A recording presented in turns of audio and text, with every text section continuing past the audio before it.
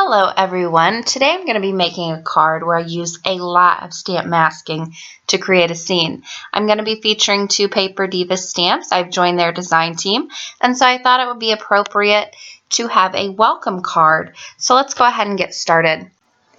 Here's a look at the stamp sets that I'm going to be using today. They coordinate together. They are On the Road Again and On the Road Again accessories.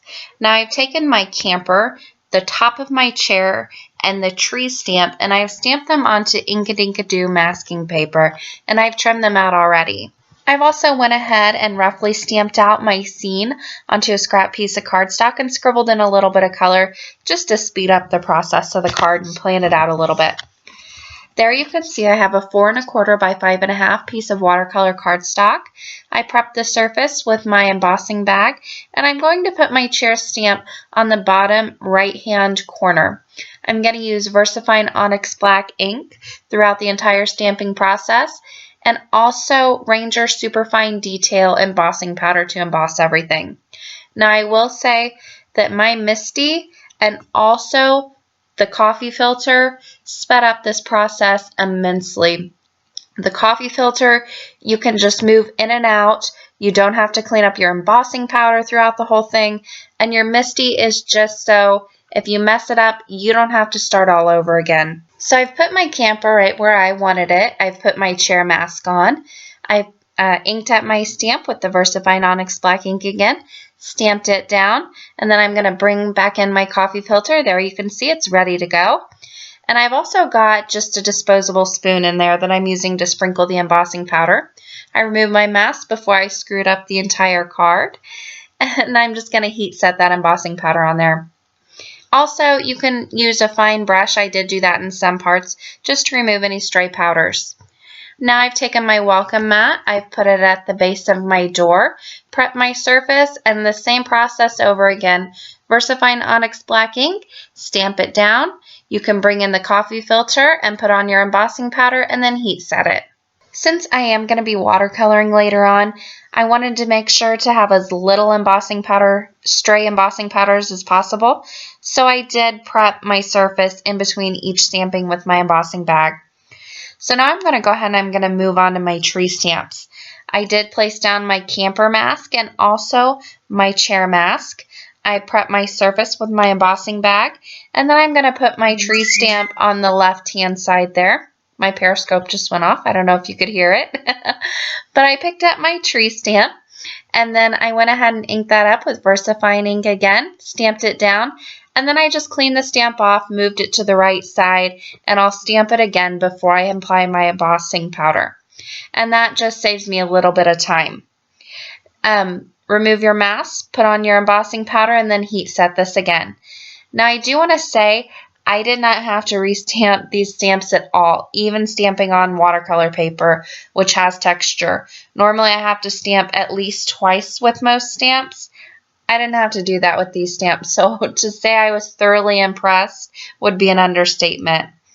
Now I'm going to move on to my hills, and I do want to place my camper mask down first, and then I'm going to put on my tree masks on both sides. You can see I have a lot of tree masks. You don't need all those. I'm just going to be using them on another card in the future, so while I had the products out, I went ahead and stamped them and cut them out while I was in the mood. So I put those down, and then I'm going to bring in my mountain stamps, and I'm first going to line it up on the left-hand side. Again, I'm going to be stamping all of these mountains before I do any heat embossing, just to save some time. You'll also notice that there isn't a lot masked out on both the trees and on these hills. To make a big statement or to make it look like it has a lot of depth, you don't need to mask out a lot of this. Just little bits here and there really adds a lot of depth to this image, and it makes it look so much more realistic than to mask out big notches of the picture. Now you'll see I tried to be a little bit quicker here and not clean off my stamp. Don't do that. Just take the time to clean off your stamp and don't almost ruin your image like I did, but I saved it. And there you'll see I got smart and started cleaning off my stamp. And then go ahead and dry it too in between each cleaning. Then I'm going to line that up in between my camper and the hills on the right hand side. And again, close the lid, ink it up, and stamp it down. Now for my third one, these hills line up perfectly with each other. So I'm not going to mask it at all with the camper. I'm going to use the edges to line it up on both the left and the right side of the hills, and then I'll just stamp that down, and you can see it has almost, it looks like it's up higher that way. So you've got hills very far in the distance, it looks like. I'll remove all my masks and again bring in my embossing powder. And there you can see this VersaFine Onyx Black ink stays wet enough or wet long enough for you to be able to just keep stamping, and then you can go ahead and emboss all of these at once. It just saves you really a lot of time in the end. I also wanted to show you here that you've spent all these time cutting out these masks. Don't throw them away. What I do is the ones that I pulled the backing paper off of, I just stick on the back side of the stamp set. And then if I have some where I haven't pulled the backing paper off, I just throw them into the packaging with the stamp set and just save them for a future use. Now, you'll also notice I've had smudges on my card. If I threw away every card that I've had a smudge on, I wouldn't have a complete project to date. So I just take my sanding block for small smudges and my craft knife for larger ones, scratch away until there isn't any sign of black left in this case, and then I use an eraser to buff away the scratches. Now I'm going to move on to my watercoloring, and I'm going to be using distress markers. I've also got a water bottle with water and a cup with water. My water bottle is going to be the place where I clean my brush. My cup of water is going to stay my clean water. You may also notice that the only place that I take my markers directly to the paper is my welcome mat. I wanted the most concentrated color there to draw your eye to it. The rest of the time I'll be scribbling my markers onto my palette, which is just a piece of cardstock that I've laminated, and I will just paint directly from there. Now, I know you can't see the markers very well, the names of them, but I will have them all linked up on my blog, so you can go over there if you want to know the specific color that I used. This part is quite lengthy, so I will turn on some music and let you guys enjoy.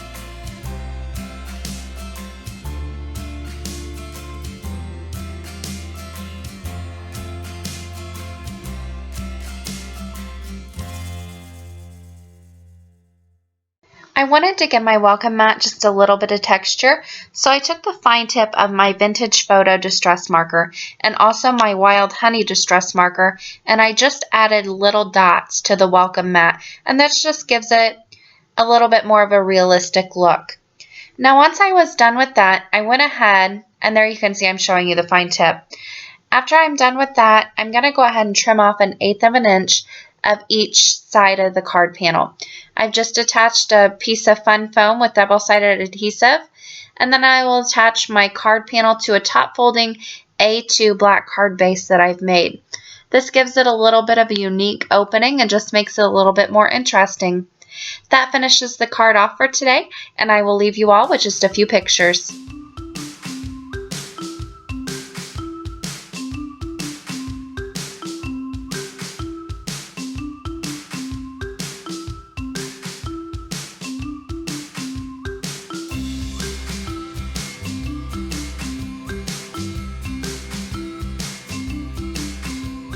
For more information and a complete supply list, you can visit my blog, craftingwhilecaffeinated.wordpress.com.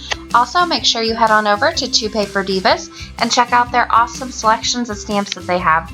They also have a gallery page that you should check out where they offer a huge amount of inspiration for all of their stamp sets. I will leave both links in the description box below. As always, thank you guys so much for watching, and happy crafting!